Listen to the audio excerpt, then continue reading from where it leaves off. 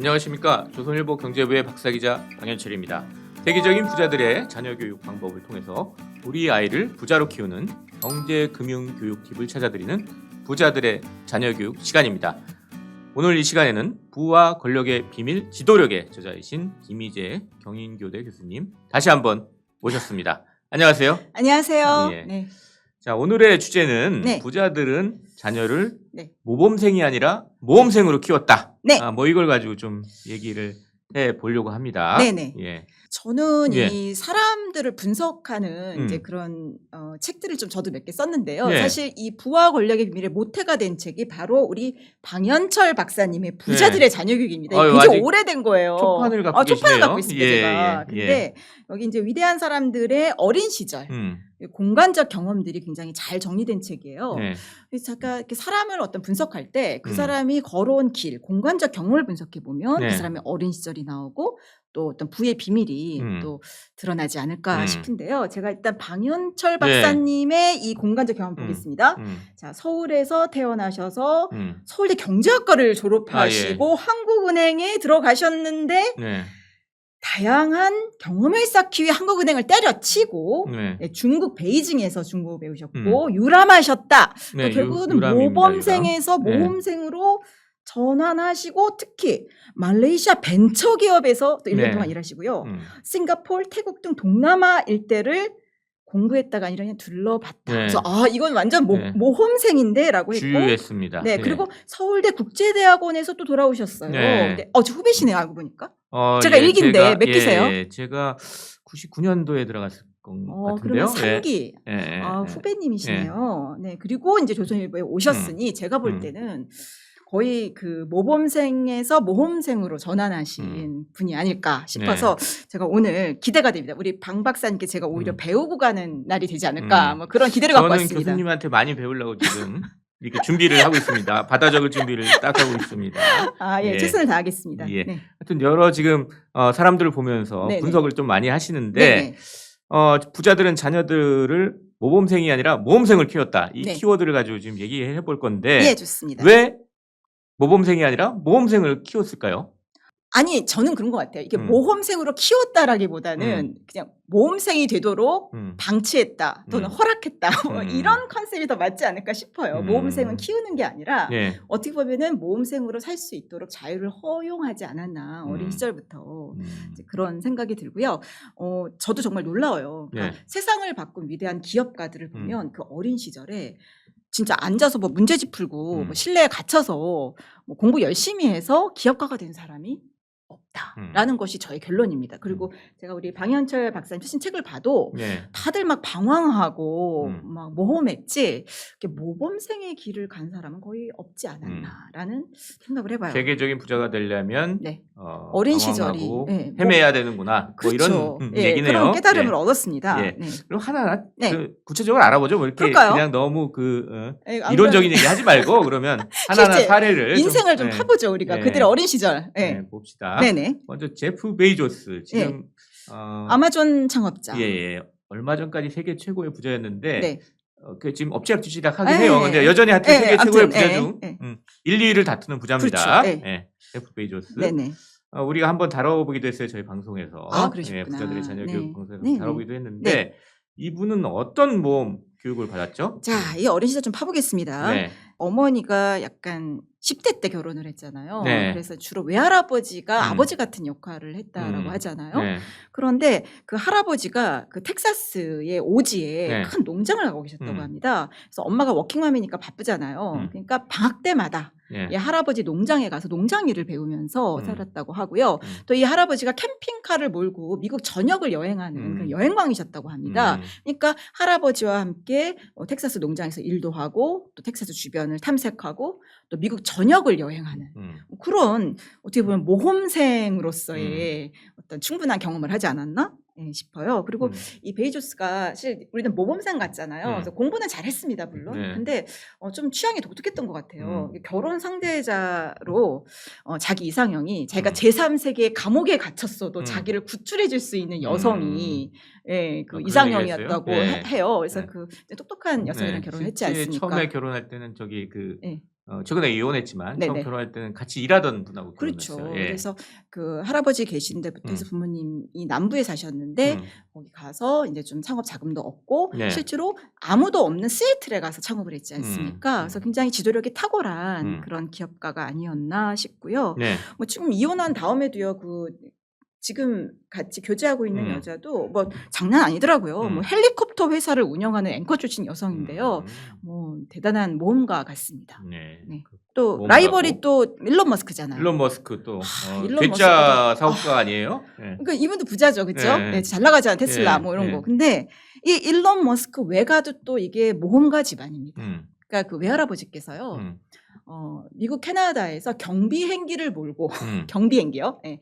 최초로 남아공으로 이주한 집안이라고 합니다. 그래서 그 어머니가 외할아버지랑 찍은 사진들이 예. 뭐 사바나 초원에서 옆에 막 사자 있고 막 이런 네. 사진도 있고요. 그래서 상당히 이 가족력 자체가 모험가 기질이 다분한. 그리고 그도 남아공에서 태어났는데 혼자 10대 때 캐나다로 이주했다고 합니다. 홀로. 그래서 머스크가 홀로 네. 갔다는 거죠. 그러니까. 그렇죠. 모험생 아닙니까? 그 정도면. 예. 그래서 이제 동부에서 대학을 나오고 다시 서부로 가는 것도 자동차를 몰고 쭉 사막을 가로질러서 동생이랑 갔다고 하니까요. 네. 그 모험생 아닌가요? 그렇게 되면 그 정도면. 네.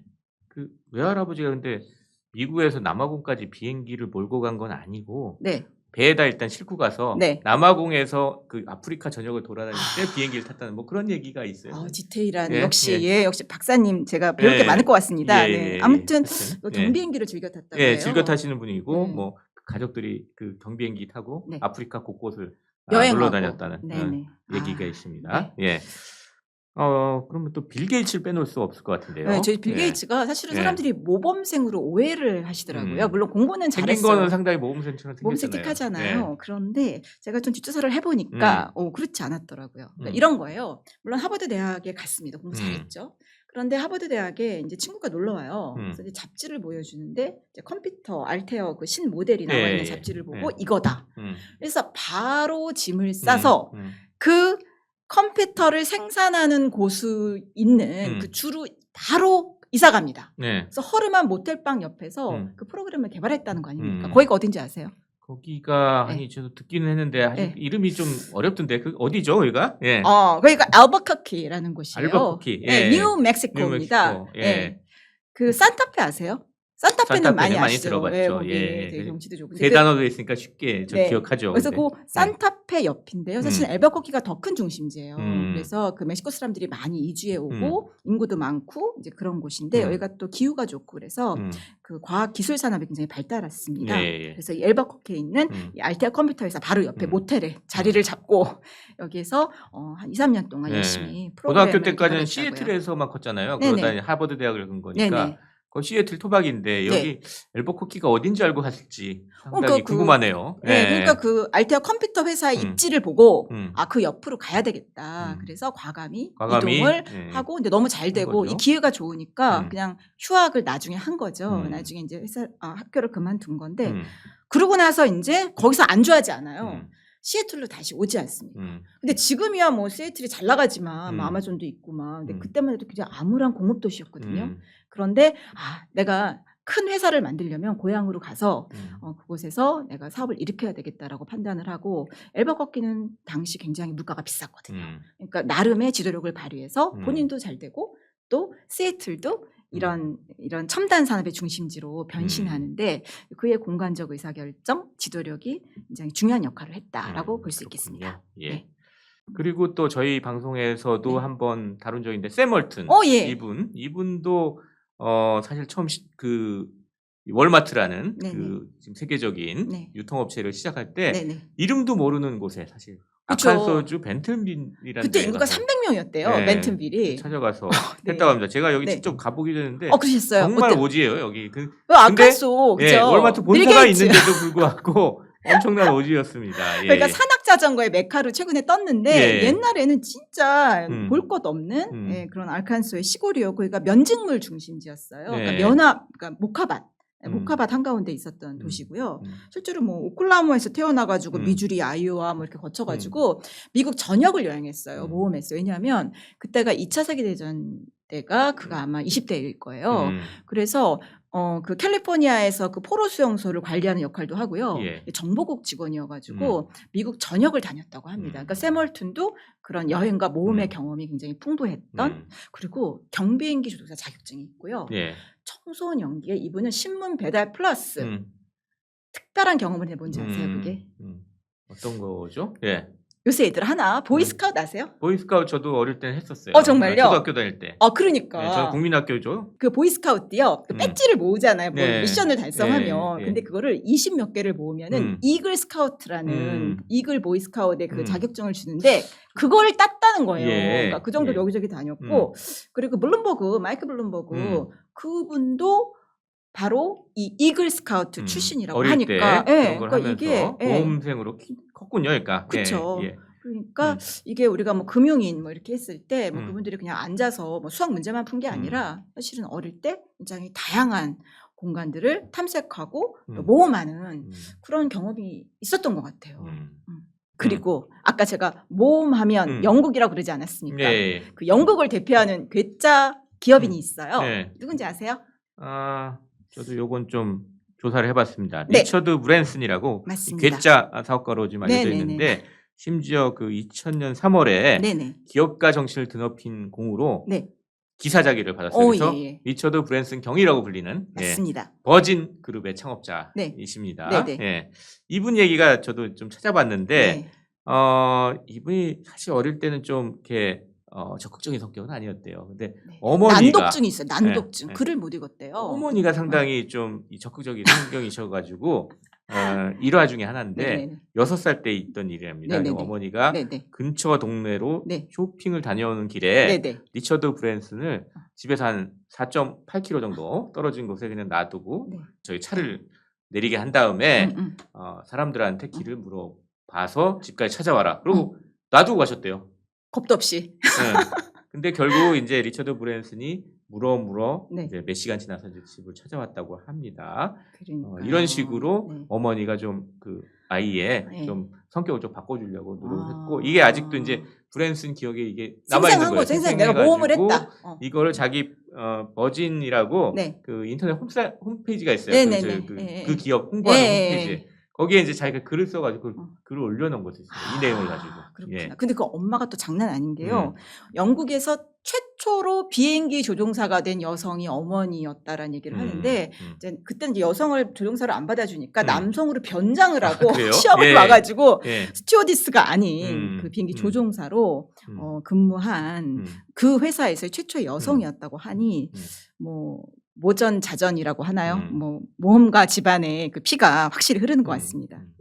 그 영국은 상류층도 상당히 그 어릴 때부터 좀 험지를 보내는 그런 전통이 있다고 그러던데요. 그런 약간 모험가, 탐험가가 되게 우대받고 존경받아요. 그래서 그 윌리엄 왕세손 있잖아요. 그때 귀한 그 왕자잖아요. 근데 그 분이 이제 이튼을 마치고 개비어라고 해서 대학 가기 전에 개비어는 뭐예요? 그 위대한 여정 빅트립처럼 이제 자기 자신을 알고 또 적성을 탐색하기 위해서 여행할 기회, 또 새로운 경험을 할 기회를 주는 걸 개비어라고 해요. 이스라엘에서는 빅트립이라는 게 있는데 이제 영국에서는 갭이어라고 해가지고 갭이어라는 이제 그런 학제에 그런 게 있는데 이제 이튼에서 굉장히 지리를 중시합니다. 그래서 이제 내가 세계 지도를 펼치고 어디 갈까 생각해서 이제 대학 가기 전에 이제 개비어를 갔는데 그 벨리즈 중미의 벨리즈에 있는 그 정글에 들어가가지고 막 저 이름도 모르는 나라인 것 같아요. 벨리즈. 그래서 막 목이 거머리에 막 뜯기고 고생 엄청 했다고 하고요. 그리고 칠레 그 오지에 가가지고 10주 동안 아이들에게 영어를 가르치는 봉사활동을 하다가 지금의 부인을 그때 만나서 뭐 사랑이 싹텄다 뭐 이런 그 얘기도 들려오고요. 실제로 전공도 지리학을 했습니다. 그래서 이튼 졸업 후에 스코틀랜드 세인트 앤드류스 대학에서 지리학을 전공했어요. 그래서 영국에서는 지리학이 약간 통치자의 학문 이미지입니다. 영국 사람들은 그래요. 노예는 지도를 볼 필요가 없다. 네가 당신 인생의 주인이 되고 싶으면 지도를 펼치고 지리학을 전공해라. 뭐 이런 분위기예요. 그래서 처칠도 지도광이었고요. 그리고 뭐 세계를 한때 경영한 네. 나라기 때문에 네. 지도를 상당히 중요시하겠네요. 그러니까. 그리고 이렇게 미지의 세계를 탐험하고 새로운 지도를 그리는 사람이 영웅으로 존경받아요. 예를 들면 뭐 제임스 쿡 선장 같은 경우에는 굉장히 집안도 안 좋아요. 그런데 이제 3차 항해를 통해서 영국의 세계지도를 완성했잖아요. 호주, 뉴질랜드. 그래서 거의 뭐 국민 영웅 수준으로 추앙받고 있어요. 그리고 뭐 보리스 존슨 현 영국 총리도 그 괴짜예요, 이 사람도. 보기에도 괴짜처럼 생겼어요. 그렇죠. 근데 런던 시장 시절에 이분이 자전거를 타고 출퇴근하고 머리가 항상 이렇게 약간 바람머리. 그게 이제 자전거 타고 옥스퍼드인가 나오시지 않았나요? 그렇죠. 근데 옥스퍼드 명문대학 나왔는데 맨날 머리가 이렇게 바람에 달리듯이 이렇게 다니시고 그러니까 이제 캠브리지 사람들 자전거 타고 다니잖아요. 캠브리지 대학 가면. 그래서 영국 사람들은 이런 괴짜들 그리고 모험생이 굉장히 좀 존경받고 또 지도자가 될 가능성이 높다라고 평가받는 것 같고요. 그 데이비드 캐머런 총리도 되게 핸섬. 그분은 약간 정말 귀족 같지 않습니까? 근데 그분도 갭이어 때 뭐 시베리아 철도 타고 뭐 홍콩 가서 인턴하고 뭐 엄청난 모험을 했더라고요. 그리고 멋진 연극 배우 데이비드 컴버비치. 이분도 갭이어 때 티벳에 가가지고 영어를 가르치는 봉사활동을 했다고 합니다. 그러니까 이렇게 다들 좀 범상치 않은 그런 청소년기 여행 경험, 모험 경험이 있다라고 볼 수 있겠습니다. 상당히 영국에서는 이런 그 지리적 상상력이 있는 분들이 좀 존경도 받고 또 잘 나가고. 그러니까 뭐 지도자라면 지도력이 기본이지 지도를 잘 읽어야지라는 게 어떤 사회적으로 상식이 되는 그런 나라고요. 그리고 뭐 콜레라 이런 거 그 맵 같은 것도 지도도 영국에서 처음 나왔잖아요. 그러니까 19세기에 영국이 환경이 안 좋아서 콜레라 환자 많이 죽으니까 존 스노라는 의사가 런던에 가가지고 사람이 많은 죽은 지역을 이렇게 지도화하다 보니 이게 패턴이 발견되고 그래서 현대 역학이 탄생했다. 그래서 이 콜레라 지도가 굉장히 유명하거든요. 그래서 영국 사람들은 그러니까 뭐 빈곤 퇴치라든지 그런 모든 사회 정책을 정확한 지도에 근거해서 펼쳐요. 그러니까 어떻게 보면은 이 지도력이 뭐 단순히 리더의 학문이기도 하지만 또 이렇게 어떤 사회적 문제를 해결하는 데 있어서도 실행력을 높이는 이런 효과가 있는 것 같습니다. 또 유명한 투자자 짐 로저스 얘기도 여기서 빼놓을 수 없을 것 같은데요. 제가 싱가포르 가서 만났어요. 직접 만나시기도 했어요? 제가 동남아 지역 전문가라서 뭐 동남아에서는 제가 김태희 부럽지 않습니다. 근데 짐 로저스에게 물어봤어요. 당신은 신문 배달 안 했냐? 왜냐하면 이게 패턴이 있잖아요. 지금. 물어봤더니 자기는 하고 싶어도 깡촌이라 신문이 없었다. 그래서 신문 배달이 불가능해서 자기는 땅콩 장사를 했다라고 이야기를 하더라고요. 지금도 그렇대요. 이제 자기가 세계 여행을 막 했었잖아요. 그래서 뭐 거의 세계 신기록 수립하지 않았나 싶던데 오토바이 타고 세계 일주를 하고 세계 여행하면서 그걸로 투자 아이디어를 발견하고 또 숫자도 하고 책도 썼잖아요. 그래가지고 이제 아버지가 근데 중간에 돌아가신 거예요. 그래서 아버지 무덤에 이제 바치기 위해서 이제 세계 지도를 구하는데 지금도 그분의 깡촌에는 세계 지도를 안 판다고 하는 그런 곳에서 태어나셨지만 이분이 이제 옥스퍼드 대학으로 유학을 갑니다. 그러면서 이제 그런 세계 지도에 눈을 뜨고 또 내가 더 넓은 세계로 나아가야 되겠다라고 이렇게 하신 것 같아요. 아마 소로스하고도 같이 퀀텀 펀드도 하고 그러시지 않았어요. 그래서 그 라인들이 보면 다들 세계를 많이 다니고 모험하고 소로스도 보니까 아버지가 뭐 이렇게 혼자서 뭘 오게 하는 교육을 시켰다고 제가 어제 들은 것 같은데. 기술 뭐 이런 걸 그랬습니까? 그래서 얼마 전에 부자들의 자녀 교육 시간에 방영이 됐습니다. 훌륭한 프로그램이네요. 그래서 금융인들도 보수적으로 어린 시절을 보내지 않고 이렇게 모험하고 지도를 보고 탐색하고 꿈을 꾸는 그런 청소년기를 보냈다라고 볼 수 있겠습니다. 그 외에 어떤 얘기를 더 해볼까요?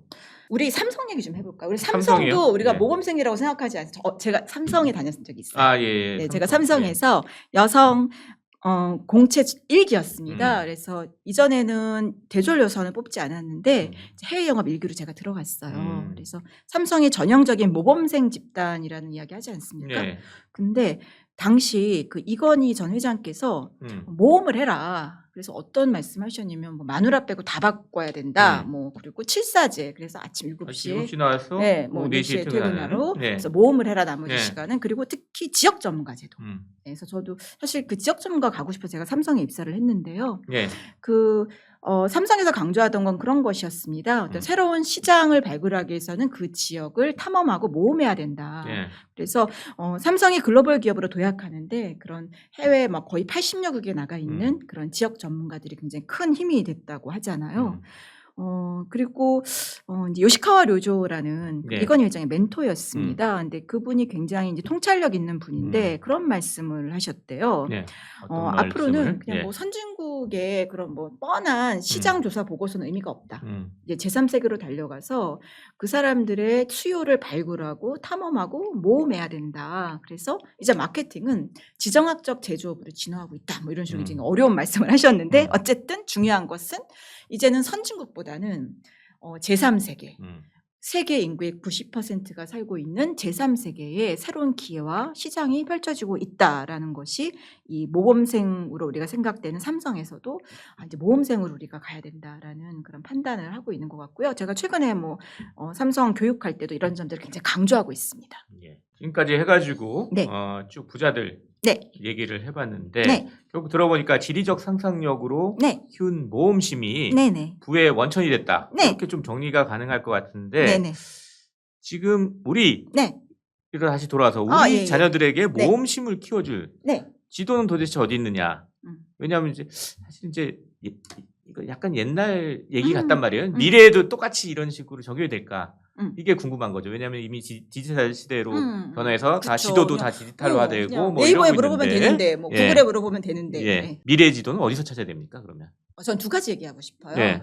하나는 정말 이제 새로운 디지털 세상이 펼쳐지고 있죠. 이제 메타버스까지 갔잖아요. 네. 그래서 이제 저는 커넥토그래피라는 제가 그 개념을 많이 커넥토그래피요? 이야기합니다. 예. 네, 그건 뭐냐면, 그러니까 지오그래피는 지리고 커넥트는 연결하다. 음. 그러니까 커넥토그래피라는 새로운 신조어고 제 네. 친구인 그 퍼러그 카너라는 걔는 160개국 갔어요. 저는 100개국밖에 못 갔는데, 근데 이건 그분도 뭐냐면 지리학자고요?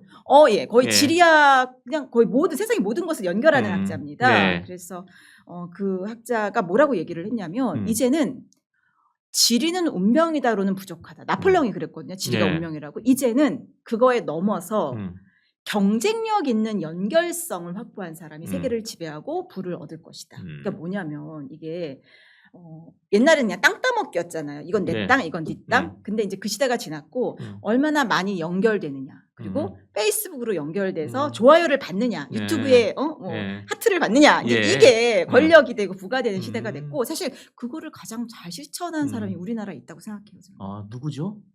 바로 BTS, 예. BTS. 아, BTS. BTS가 예. 저는 전형적인 커넥토그래피 성공 방정식의 모범 사례라고 보는데요. 사실 뭐 시작은 별로였잖아요. 네. 한 10년도 안 된 걸로 알아요. 예. 그래서 뭐 그냥 작은 그룹이고 뭐 그렇게 경제력도 많지 않으니까 이 SNS, 유튜브, 뭐 페이스북을 적극적으로 활용했다고 하지 않습니까? 그런 사이버 공간에서부터 네. 이제 쫙 이름을 펼치면서 전 세계의 네. 팬들을 만든 그 거죠. 플랫폼 경제에 가장 성공적으로 적응하고 또 예. 진화한 그런 그룹이 아닌가 싶고요. 근데 이제 흥미로운 게 뭐냐면요. 예. 그 사람들이 이제 아미라고 하지 않습니까? 네. 그 아주 충성스러운 팬 네. 집단, 네. 그러니까 친구가 많은 거죠. 근데 그게 1위가 어딘 줄 아세요? 그 질문하시면 제가 그쪽은 잘 모르는데. 네. 우리나라가 아니고요. 예. 필리핀, 인도네시아, 베트남, 태국 네. 같은 아, 이런 동남아요? 동남아 국가에서 예. 인기를 많이 얻어서 예. 글로벌 스타를 도약을 한 겁니다. 그러니까 이제는요, 여러분, 우리가 아이들이 뭐 이렇게 앉아가지고 막 공부만 하는 시대가 아니라 자기가 가진 끼를 발휘해서 얼마나 넓은 지역에서 좋아요를 받고 예. 또 친구와 연결돼 있고 이제 이런 게 그 아이의 경쟁력이 되는 시대가 왔다는 것이고요. 우리가 뭐 미국이나 일본 막 이런 나라들만 보잖아요. 근데 사실 인구도 그렇게 많지 않고 노령화돼 있지 않습니까? 그러니까 이제 앞으로는 아이들이 젊은 사람들이 많은 나라 그리고 이런 디지털 혁신이 빠른 곳. 립프로그 현상이라고 합니다. 예. 개구리가 펄쩍 뛰는 예. 현상. 그러니까 디지털 혁신이요. 이제는 제3세계에서 더 과감하고 빠르거든요. 그러니까 우리 아이의 어떻게 보면 미래 시장, 아이들이 어떤 미래의 부는 선진국보다는 오히려 손주은 회장 말씀하신 것처럼 동남아나 제3세계에 있을 수도 있으니까 예. 우리 자녀들이 좀 세계도 펼치고 이런 제3세계의 또 새로운 시장을 상상하고 또 내가 누구랑 친하게 지낼까, 내가 어디 가면 인기가 좋을까, 내가 어떻게 하면 매력적인 사람이 될까를 고민하게 하는 것이 어떻게 보면은 21세기에 부와 권력을 얻는 지름길이 아닐까라고 생각해 봅니다. 예. 마지막으로 정리하는 입장에서 질문 하나 더 드리면 우리 아이들을 어떻게 그러면 모험생으로 키울 것인가? 그 네. 방법이 좀 있을까요? 우리가 짐 로저스 예. 그 전설적 투자가 짐 네. 로저스의 방법을 우리가 조금 좀 배워볼게요. 네. 이 짐 로저스께서는 이 딸을 거의 환갑이 넘어서 얻으셨어요. 네, 그러니까 늦둥이죠. 예, 그러니까. 젊을 때 실컷 노시고 20대 때 결혼을 결혼하셔가지고 늦게 딸을 얻었는데 딸한테 선물을 준비를 하셨대요. 네. 근데 그게 지구본인데요. 이 지구본이 하나가 아니에요. 하나가 아니에요? 네. 가보니까 예. 지구본이 처음에는 5개였는데 지금 아, 10개도 넘는데요. 직접 집에 가보셨군요. 그러니까. 네네. 근데 예. 이 지구본이요.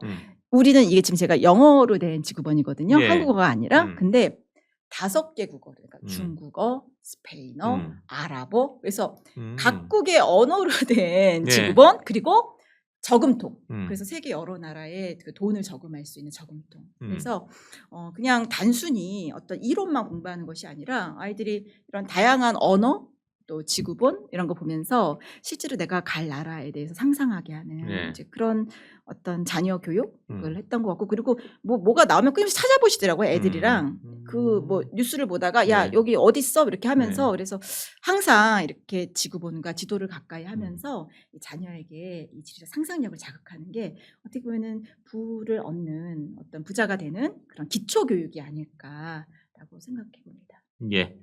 지금까지 부와 권력의 비밀, 지도력의 저자인 김희재 경인교대 교수님과 함께 부자들은 자녀를 모범생이 아니라 모험생으로 키웠다. 맞습니다. 이 주제를 가지고 얘기를 해봤습니다. 좀 많은 팁을 좀 얻으셨길 바랍니다. 네. 마지막으로 저희 이제 시청자 여러분께 네. 정리하는 감사 인사 좀 부탁드리겠습니다. 네, 요새 그 금융은행 탈출이 굉장히 핫하지 않습니까? 그래서 이 존니 대표님, 뭐 강방장 대표님도 네. 주식교과 책도 내시고요. 예. 그래서 금융문맹 탈출도 시급한데 저는 지리문맹 탈출도 이제 시급하다고 생각해요. 예. 뭐 지도력이라는 것이 뭐 부의 기초도 되지만 아까 그 영국 소녀 이야기처럼 세계 어디를 가서도 나의 안전을 지키는 기본이 지도를 잘 읽는 거거든요. 예. 네, 그래서 올해 이제 코로나로 해외도 못 나가는 시기니까 지구본과 지도를 펼치시고 자녀분들과 함께 지리문맹 탈출 프로젝트 한번 시작해 보시면 어떨까 싶습니다. 예. 지리문맹 탈출 이 키워드를 꼭 기억하시기 바랍니다. 지금까지 김희재 경인교대 교수님 그리고 저는 조선일보 경제부의 박사기자 방현철이었습니다. 그럼 다음 시간에 더 재미있는 얘기를 가지고 부자들의 자녀교육 더 이어가도록 하겠습니다. 감사합니다. 감사합니다.